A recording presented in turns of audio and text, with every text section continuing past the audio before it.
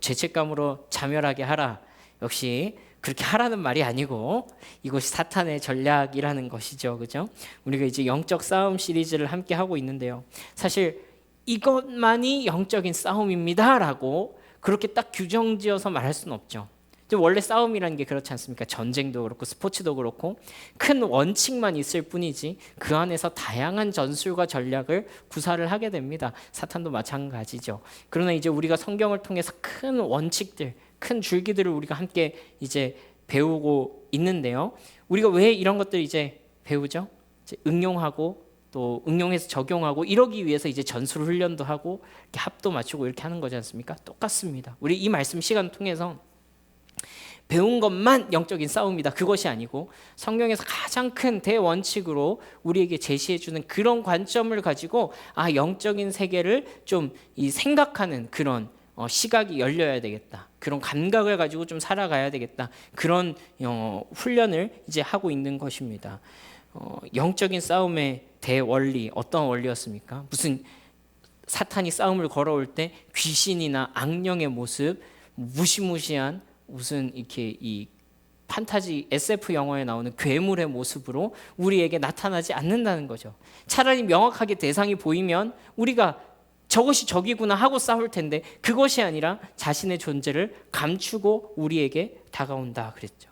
자기의 존재를 철저히 숨기고 우리를 속여서 그 관계로 그리스도께로부터 멀어지게 만드는 그것이 이제 사탄의 전략이다 그랬습니다. 또 어떤 것이 있습니까? 그래서 우리로 하여금 두 마음을 품게 만드는 것. 그 은근한 속에서 미묘하게 들어온 것 속에서 하나님과 또 다른 어떤 것, 하나님과 포기할 수 없는 어떤 것을 두고 우리가 저울질하게 만들고 갈등하게 만들고 또 그 속에서 이렇게 넘어지게 만드는 그것이 이제 사탄의 전략이다 그랬습니다. 우리의 집중력을 흐트러뜨린다. 근데 오늘 여러분과 함께 살펴볼 이야기, 오늘 우리 함께 살펴볼 이야기는요, 죄책감으로 스스로 자멸하도록 내버려두는 이런 이 영적인 싸움에 이 전략이 있다, 사탄의 전략이 있다 하는 것을 우리가 함께 살펴보기를 원하는데요. 이런 것도 영적인 싸움이 될 수 있겠구나 하는 것을 좀 우리가 그렇게 깨닫고 하는 그런 시간이 되기를 바랍니다. 여러분들의 일상에서는요, 어떤 종류의 영적 싸움이 벌어지고 있습니까?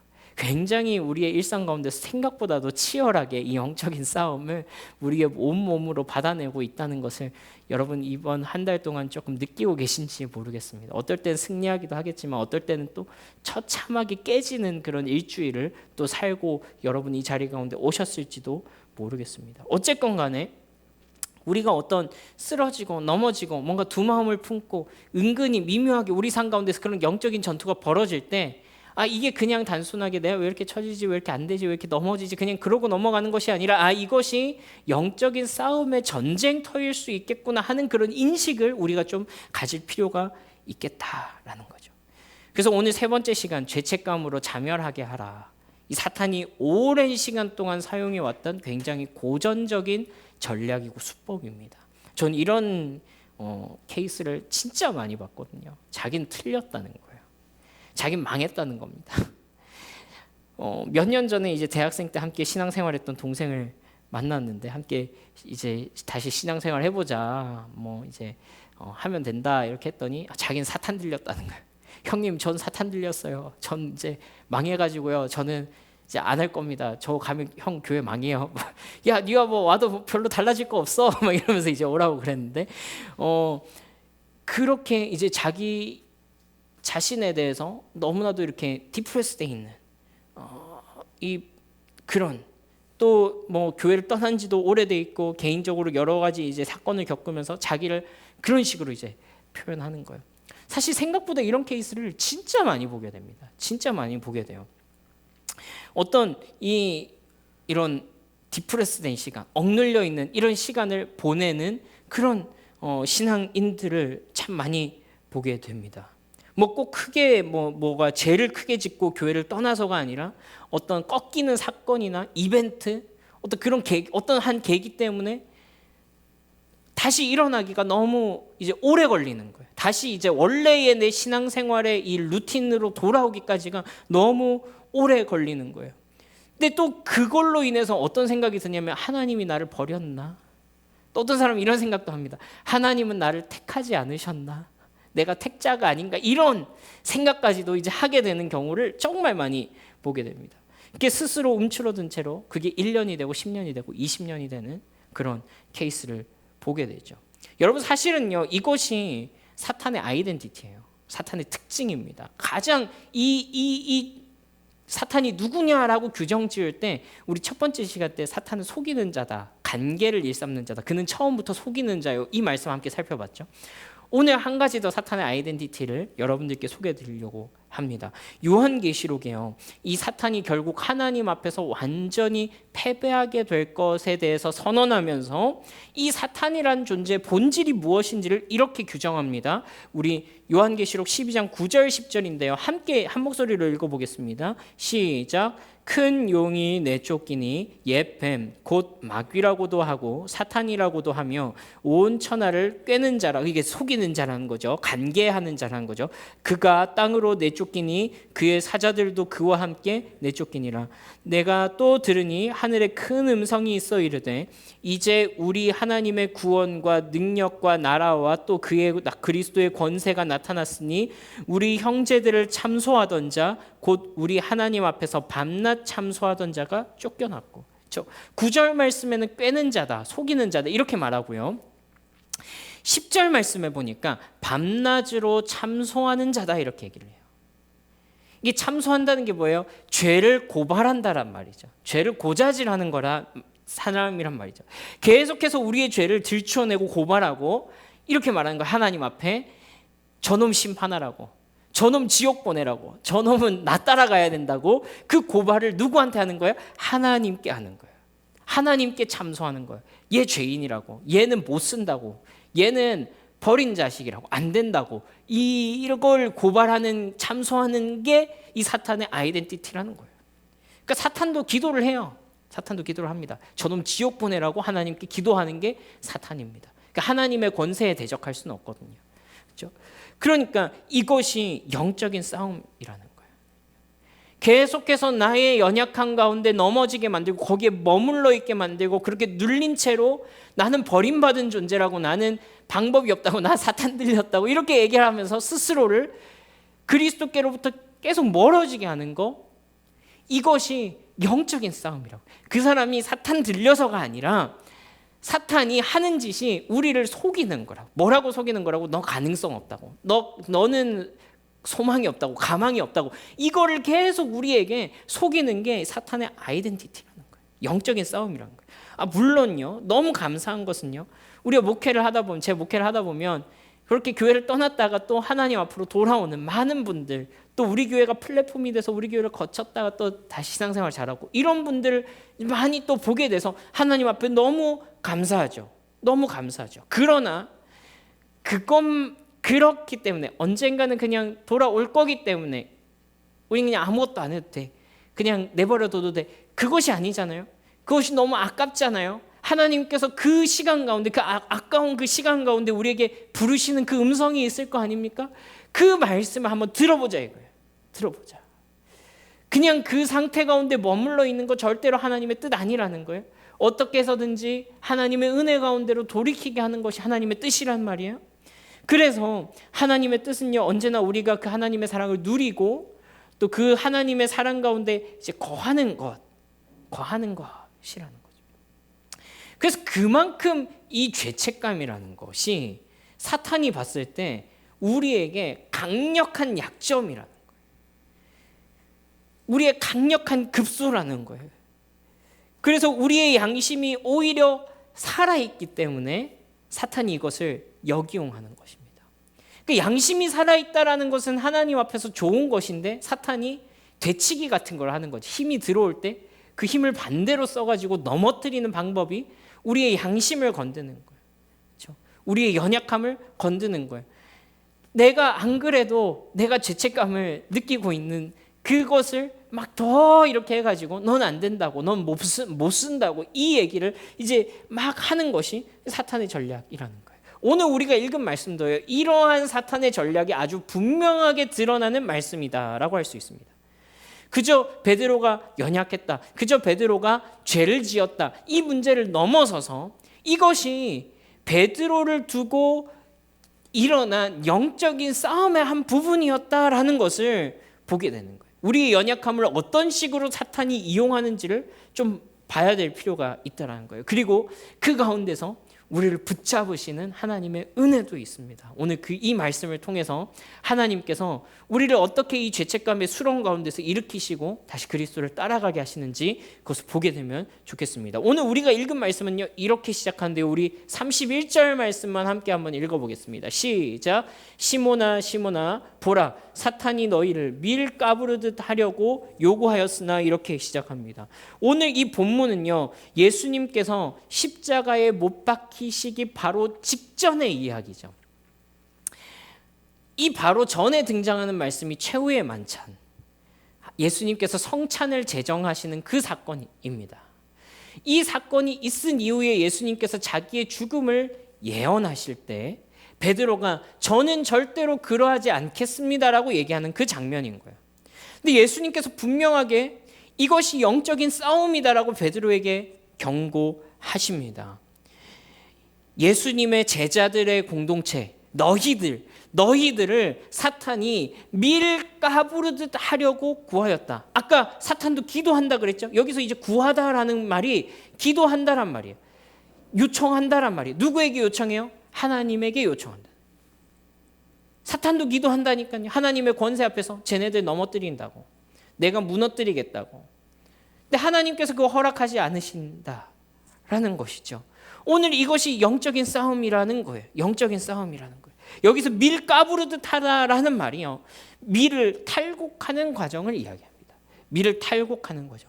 그러니까 껍질과 알맹이를 분리하기 위해서 우리나라 사람들도 이 쌀을 키질한다 그러죠. 키에다가 쌀을 넣고 이렇게 키질하죠. 막 이렇게 흔들어 대지 않습니까? 요걸 이제 분리 안 시킨 게 통밀, 건강에 좋은 통밀, 그죠? 발화현미 뭐 이런 거 있잖아요. 이렇게 이 제거하지 않은 거. 근데 이걸 제거하기 위해서 막 흔들어내는 거. 요즘에 어떻게 돼요? 더 심하게 탈곡 기계에다가 넣고 그냥 아주 탈탈탈탈 털어버리죠. 그런 이미지를 이제 볼 수 있습니다. 사탄이 우리를 키에다가 넣고 아주 털어내려고 하고 있다라는 말이에요. 사탄의 목적이 뭐라고 그랬습니까? 은혜에서 그리스도에게서 우리를 떨어뜨려 놓는 것, 거기로부터 분리시켜서 저기 날려보내려고 하는 것, 이것이 이제 사탄의 목적이다라고 할 거예요. 어떻게 해요? 키질하듯이 막 털어낼 거라고. 이거 이렇게 하면 별로 안 와닿죠. 뭐 이게 탈곡기에다가 놓고 탁탁탁탁탁탁 해가지고 탈탈탈탈 털어버릴 거라고. 그죠? 지금 예수님께서 십자가를 지시는 그 절체절명의 순간에 역사적인 또 사탄의 권세를 십자가로 밟으시는 그 역사적인 복음의 장면 가운데 사탄이 예수님의 사역의 목표, 그러니까 뭐예요?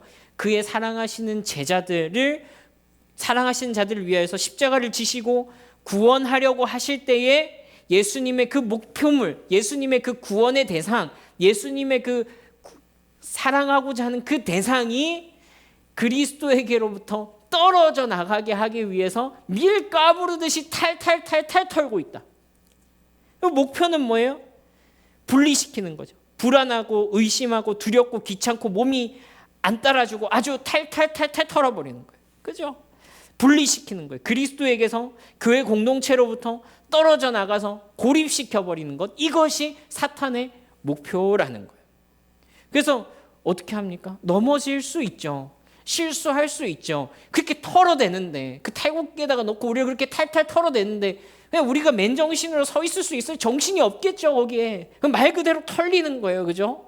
우리나라 말에 털린다, 이게 진짜 너무 이 성경적인 표현인 것 같아요. 털렸다. 이제부터 털렸다라는 여러분들 말을 쓸 때는 이것이 영적인 싸움이구나, 이렇게 생각하셔도 좋을 것 같아요. 털렸다. 나를 밀가부르듯이 털고 있구나, 이렇게 생각하셔도 좋을 것 같아요. 그래서 그 목표는 뭐예요? 다시 돌아보지 못하게 하는 거예요. 이렇게 털어가지고 저렇게 바람에 날려서 저기 멀리 날아가게 하려는 것이 사탄의 목표라는 거예요. 근데 이런 예수님의 경고 앞에서 베드로의 반응이 재미있습니다. 우리 31절에서 34절까지 오늘 말씀 전체인데요. 제가 한 절, 여러분 한 절, 34절 같이 읽어보겠습니다. 시몬아 시몬아 보라, 사탄이 너희를 밀가부르듯 하려고 요구하였으나 너희를 위하여 네 믿음이 떨어지지 않게. 너희는 돌이킨 후에 네 형제를 굳게 하라. 그가 말하되 주여 내가 주와 함께 오게도 죽는 데에도 가기를 각오하였나이다. 함께 읽습니다. 이르시되 베드로야 내가 네게 말하노니 오늘 닭 울기 전에 네가 3번 나를 모른다고 부인하리라 하시니라. 했습니다. 베드로가 자신 있게 대답합니다. 나는 그럴 리 없다는 거예요. 나는 그럴 사람 아니라는 거예요. 주님 사탄 보고 한번 털어보라고 하십시오. 나는 끄떡 없습니다. 여러분 꼭 이런 사람이 제대로 넘어지죠. 그렇죠? 이거 클리셰 아닙니까? 그렇죠? 영화에서도 이런 사람이 꼭 문제가 생기거든요. 그런데 진짜 그렇더라는 거예요. 나 자신 있다고, 나 안 넘어진다고. 나는 굉장히 목사님 이게 목회하다 보면 재밌는 사람들을 만났는데 꼭 저한테 교회 지어주겠다고 하는 사람들이 있어요. 목사님 교회 지어드리겠습니다 이러는데 그 사람들 이 자리에 아무도 없어요. 안 남아 있어.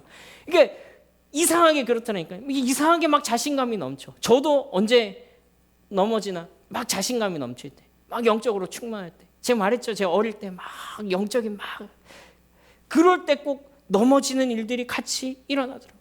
왜 그럴까요? 왜 그런지 아십니까? 이 과도한 죄책감, 이 자기 비난의 다른 한면에는 우월감, 교만함, 내가 할 수 있을 것이라는 자신감, 이것이 마치 동전의 양면처럼 붙어있기 때문에 그래요. 과도한 자신감. 하나님 내 이만큼 하나님 당신에게 헌신된 사람입니다. 하나님 나 이만큼 괜찮은 사람입니다. 하나님 나 이제는 성장했습니다. 하나님 나 이제는 단단합니다. 하나님 나 이제 예전과 같지 않습니다.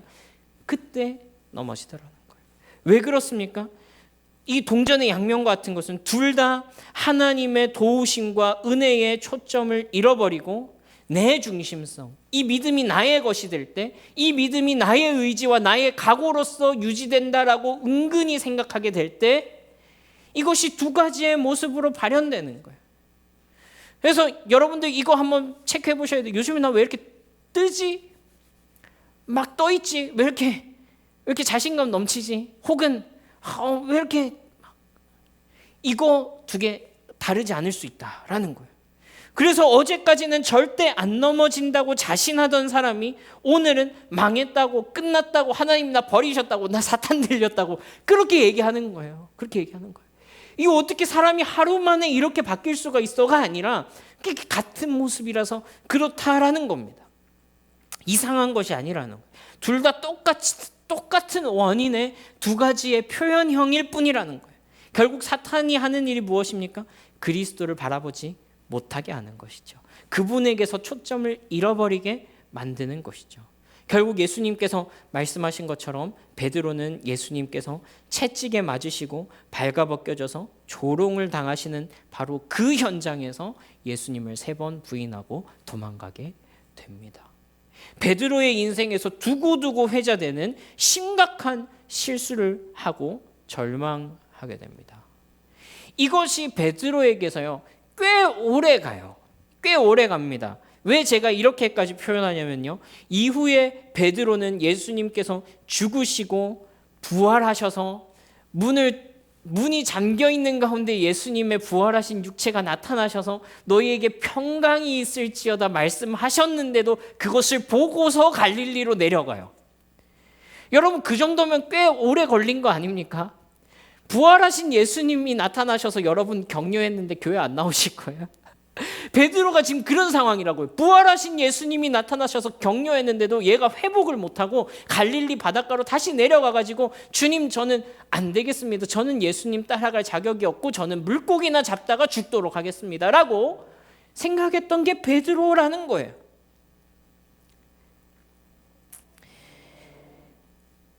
여러분 이것이 베드로의 영적 싸움이었다라는 거예요. 영적인 싸움이었다는 거예요. 사탄이 얼마나 베드로를 잡고 집요하게 성도를 붙잡고 털어서 저기 멀리 날려버리려고 하는지 그 기세가 어마어마하다는 거예요. 할 수 있다면 예수님의 제자라고 할지라도 그 믿음에서 떨어뜨려 놓으려고 하는 것이 사탄의 전략이다라는 것입니다. 여러분 그런데 너무 감사한 것은요, 예수님께서 베드로가 이와 같은 영적인 상황 가운데 처해 있다는 것을 이미 알고 계셨다는 거예요. 그죠? 베드로가 떠날 것, 너무도 부끄러운 실수를 저지를 것 이미 알고 계셨다라는 거예요. 그리고 이 베드로의 믿음이 떨어지지 않기를 기도하신다고 말합니다.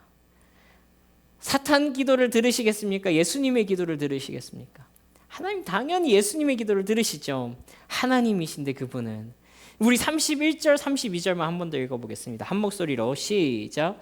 시몬아 시몬아 보라 사탄이 너희를 밀가부르듯 하려고 요구하였으나 그러나 내가 너를 위하여 네 믿음이 떨어지지 않기를 기도하였노니 너는 돌이킨 후에 네 형제를 굳게 하라. 그래서 여러분 우리의 돌이킴, 우리의 회복, 우리가 그리스도인답게 살 수 있는 것은 무엇 덕분입니까?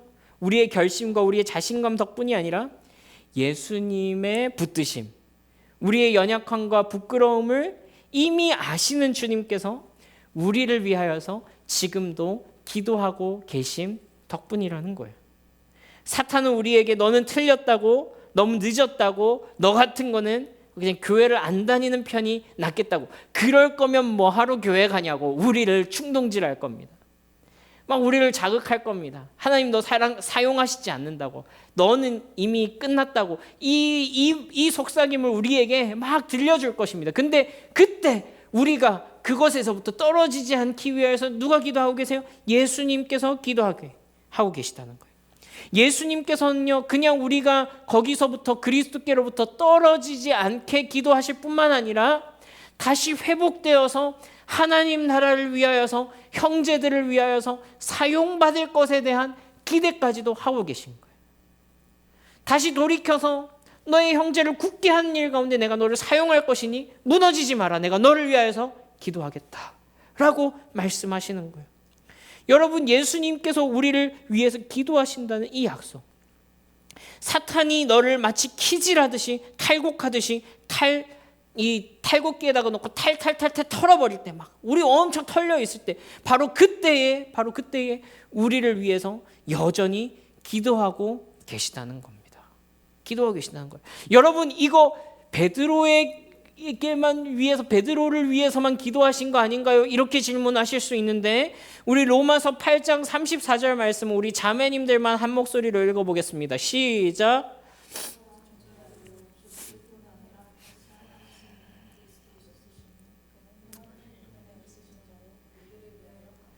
우리 히브리서 7장 25절 말씀을 우리 형제님들만 한 목소리로 읽습니다. 시작. 그러므로 자기를 힘입어 하나님께 나아가는 자들을 온전히 구원하실 수 있으니 이는 그가 항상 살아계셔서 그들을 위하여 간구하심이라. 요한일서 2장 1절 말씀 우리 한 목소리로 읽습니다. 시작.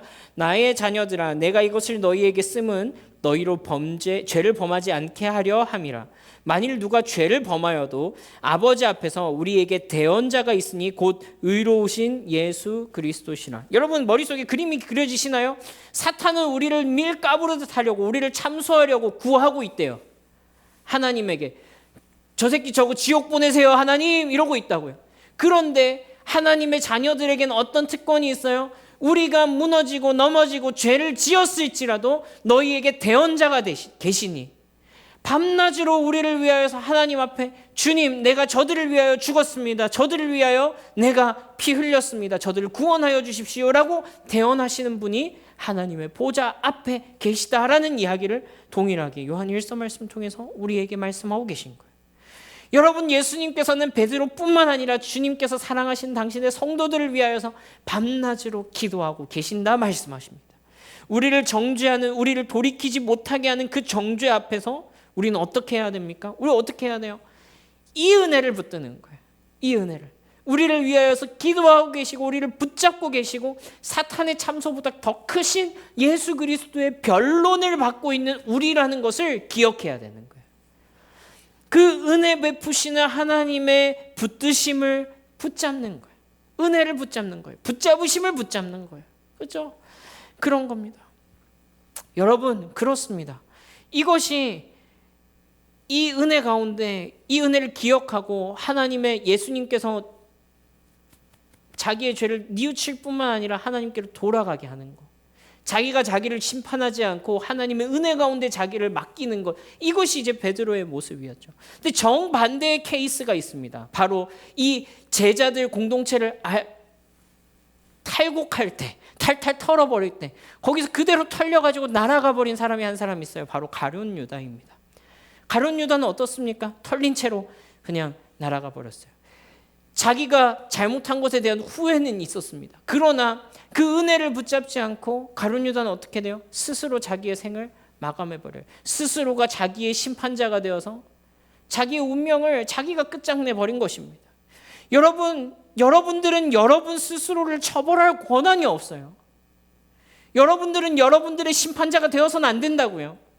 우리가 다른 사람들을 정죄하지 말아야 하는 만큼 여러분 자신도 정죄하지 말아야 됩니다. 왜 그러냐면 그것은 하나님의 영역이기 때문에 그렇습니다. 하나님의 것이기 때문에 그렇습니다. 우리 중에 누구도 우리 자신을 향해서 사탄이라고 마귀라고 나가 죽으라고 할 수 있는 사람 아무도 없어요. 왜? 그리스도께서 우리를 위해 기도하시는데 어떻게 우리가 우리를 향해서 그와 같이 스스로를 판단 내리고 심판할 수 있겠어요? 회개는 주님께 돌아가는 것이고 죄책감 가운데 머물러 있는 것은 하나님에게서 숨어버리는 것입니다. 여러분, 이것이 아주 오래된 방식 아닙니까? 숨어버리는 것. 아담과 하와가 범죄한 이후에 하나님의 낯을 피하여서 어디론가 숨어버리는 것. 이것이 내 죄책감에 매여서 하는 행동 아니냐고요. 그렇죠? 여러분, 이거 끊어내려면 어떻게 해야 됩니까? 어떻게 해야지 우리를 털어버리려는 이 사탄의 전략에서 승리할 수 있습니까? 첫 번째로는요, 하나님 앞에 고백하는 거예요. 이 어둠 가운데 있는 것을 가지고 빛으로 가지고 나오는 거예요. 하나님 앞에 드러내는 거예요. 인정하는 거예요. 하나님, 그렇습니다. 내가 이런 잘못을 저질렀고 너무 부끄러워서 예배 드릴 수가 없고 기도할 수 없고 하나님 앞에 오늘 아침에 다시 큐티책을 편다는 것이 무슨 의미인가 싶습니다. 주님, 나를 도와주십시오. 빛 가운데 가지고 나오는 것입니다. 두 번째로, 우리의 공동체에 믿을 만한 지체에게 도움을 요청하는 것입니다. 함께 있는 것입니다. 사탄의 전략은요, 끊임없이 이 그리스도의 몸으로부터 우리를 분리시키려는 거예요. 예수님에게로부터 분리시키는 거예요. 우리가 은혜를 흡수하는 그 은혜의 줄기로 이것을 끊어버리려고 하는 거예요. 저기 밖에 나가면요, 금전수 하나가 파릇파릇해 보이는데요, 옆에 저기 지나가다 보면 뚝 떨어집니다. 나뭇잎 하나가 끊어져 있어요. 끊어져 있어. 여기 썩었어, 줄기가. 그죠? 계속 끊어내려고 하는 거예요. 그러지 마시라고요. 부끄럽고 수치스럽지만 여러분들이 믿을 만한 공동체 안에 누군가, 그것이 제가 될 수도 있고 또 저희 아내가 될 수도 있고, 얘기하셔야 돼요. 기도 요청하셔야 돼요. 함께 기도하도록 날 도와달라고 요청하셔야 돼요. 판단하지 않고 여러분들을 위해서 기도해 줄 사람, 그 사람을 찾으셔야 돼요. 그렇죠? 그래야 됩니다. 저 역시도 목사들의 공동체가 있어요. 믿을 만한 목사님들이 있어요. 그렇죠? 그 안에서, 그 큰 그리스도의 몸 안에서 기도 요청을 하고 기도를 받고 도움을 요청하고 그 공급받을 수 있는 곳이 있어요. 사탄은 계속해서 우리를 고립시킵니다. 혼자 해결하라고 합니다. 내 문제라고 얘기하게. 아니요. 교회의 문제, 우리 공동체, 너희를 탈탈 털고 있다, 이렇게 얘기하잖아요. 아니, 우리의 문제라고, 우리의 문제. 세 번째로, 예배로 돌아와야 됩니다. 우리의 신앙의 루틴으로 돌아와야 됩니다. 끈겨 있는 리듬을 다시 이어가야 돼요. 부끄럽고 안 되고 민망해도요, 그 루틴 가운데 들어와야 돼요. 이게 여러분들 지켜준다니까요. 이것이 여러분들이 너무 멀리 가지 않도록 해줍니다. 민망하고 막 이렇게 좀 힘들고 그렇게 해도 이 자리를 지켜내셔야 돼요. 그때 하나님께서 우리를 이 빠르게 이 회복의 자리로, 빠르게 하나님의 그 이 컨베이어 벨트 위로 얹어주세요. 그런 은혜가 있습니다. 여러분, 그렇습니다. 빛으로 가져오고 드러내고 우리 공동체 가운데 믿을 수 있는, 나를 정죄하지 않고 함께 기도해 줄 사람에게 나누고 또 우리 예배와 말씀의 루틴으로 빨리 돌아오게 되는 것, 이것이 이 사탄에게서 이 전략으로부터 우리가 끊어내는 이 중요한 이 실천적인 방법이 될 수 있다는 거예요. 여러분, 우리가 우리 스스로에게 절망하고 실망할 때 최대한 빨리 돌이키는 길이 바로 이 길입니다. 딱 정죄가 걸릴 때, 우리 속에 정죄감이 딱 들 때, 내가 잘못했다는 걸 깨달았을 때, 그때 돌이켜야 되는 거예요. 그때 수정해야 되는 거예요. 면죄부를 주는 것이 아닙니다. 그냥 아무리 큰 잘못을 했어도 교회 와가지고 회개 기도하면 다 용서해 주니까 그 얘기를 지금 하고 있는 게 아니잖아요. 그렇죠? 그것도 사탄의 공격의 한 측면이겠지만, 지금 제가 얘기하고 있는 건 뭐예요? 내가 막 이 잘못들 때문에 막 너무 괴로워가지고 하나님 앞에 나가지 못하는 그 사람들, 그 살아있는 양심 때문에 하나님 앞에서 고통스러워하는 그 사람들에 대해서 얘기하고 있는 거예요. 그렇죠? 하나님 앞에서 살아있는 양심으로 그와 같이 하는 거예요. 이것을 이용하는 것은 진정한 돌이킴이 아니겠죠. 그게 바로 영적인 싸움에서 지는 거겠죠. 그렇게 이제 생각은 여러분도 안 하실 거라고 생각해요. 그런데 이것이 이제 그런 식으로 이용하라는 것이 아니고 은혜를 붙잡고 우리의 삶은 진심으로 돌이켜야 된다. 빨리 수정해야 된다. 너무 멀리 가지 않도록 해야 된다. 그렇죠? 물론 언젠가 하나님께서 돌이킬 자들 돌이키시겠지만 그 시간이 너무 아깝다. 하나님 앞에서 이 땅에서 주를 위하여서 살 수 있는 시간은 우리가 숨쉬고 있는 이 시간밖에 없다라는 거예요. 여러분 그렇습니다. 예수님의 기도와 권면처럼 이 베드로는요 정말로 돌이켜서 형제를 돌이키는 사역을 나중에 감당하게 되죠. 베드로가 좀 바뀝니다. 두 가지 면에서 바뀝니다.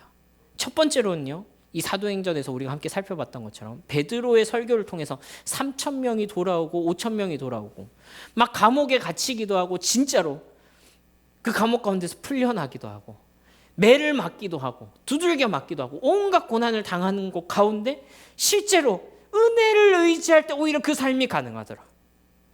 하나님의 사랑을 맛보았을 때 오히려 그러한 삶이 가능하더라 하는 것을 베드로를 통해서 보여줍니다.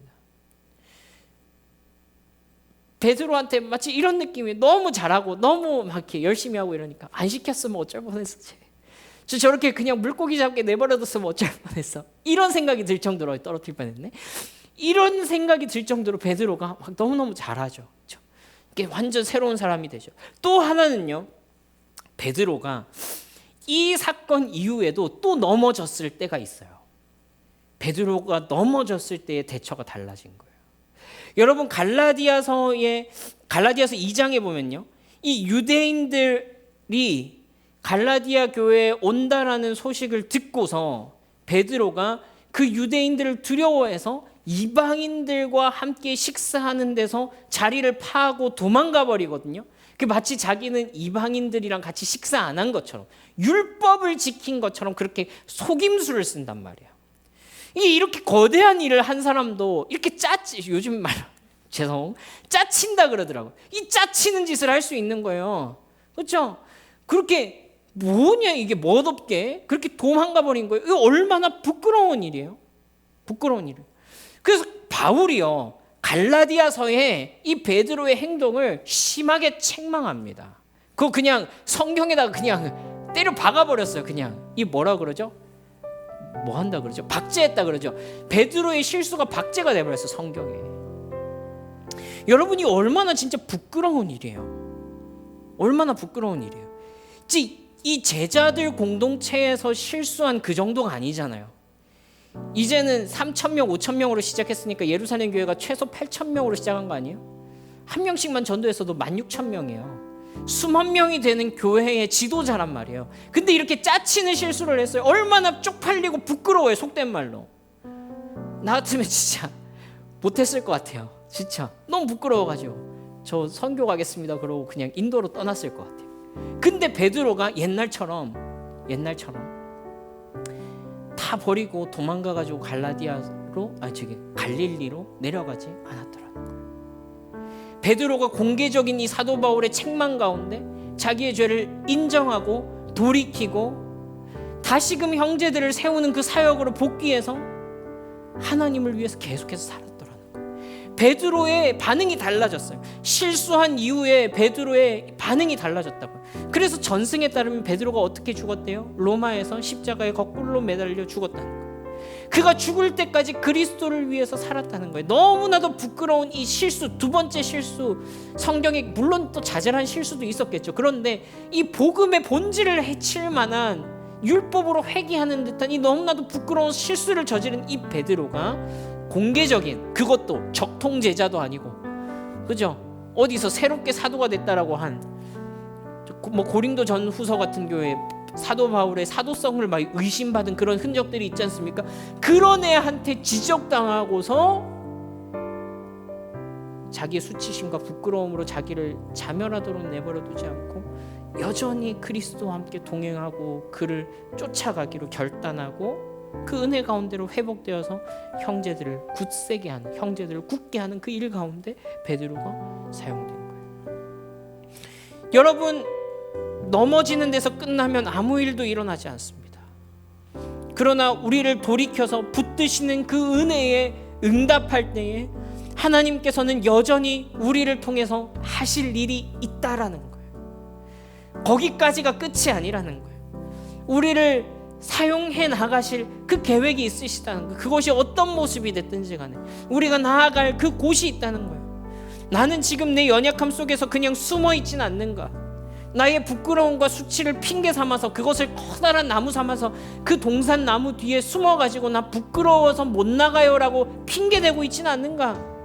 아니면 그리스도께로 돌아가서 그분의 은혜, 그분의 가리워주심, 그분의 붙들어주심 가운데 다시 돌이켰는가? 그것을 우리에게 좀 던져봐야 될 거예요. 그 또 한 가지 생각해봐야 될 것은 우리가 돌이킨 이후에 우리가 굳세게 하여야 할 우리의 형제들은 누구인가?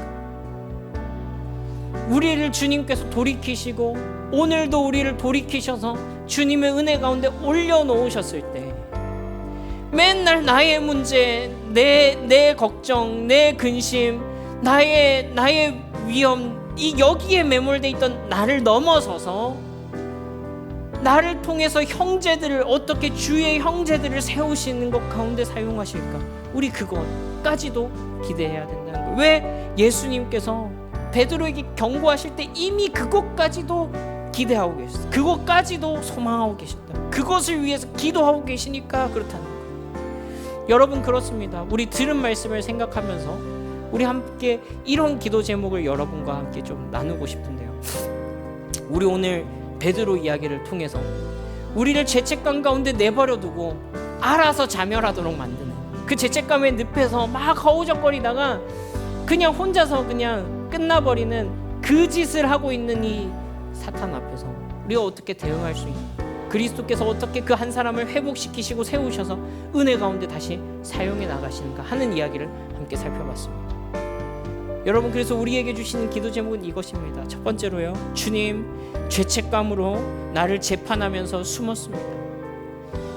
내가 나를 심판하는데 혈안이 되어서 다시 일어나지 못하고 나를 통하여서 이루실 하나님의 일들을 소망하지 못했습니다. 그러나 주님, 이제는 나를 위해서 기도하시고 나를 붙잡으시는 그 예수님의 은혜를 의지하기 바랍니다. 지금도 나를 위하여서 하나님 보좌 우편에서 간구하시며 우리를 그 어떤 사랑에서도 끊을 수 없는 대제사장 되신 예수 그리스도, 그분의 은혜를 구합니다. 우리 그렇게 한번 기도하면 좋겠습니다. 또 한 가지 기도 제목은 이것입니다. 주님, 내가 내 문제, 나의 부끄러움, 나의 수치만을 감당하는 이 자리에서 일어나서 돌이켜 형제를 굳게 하는 자로 주님 나를 사용해 주십시오.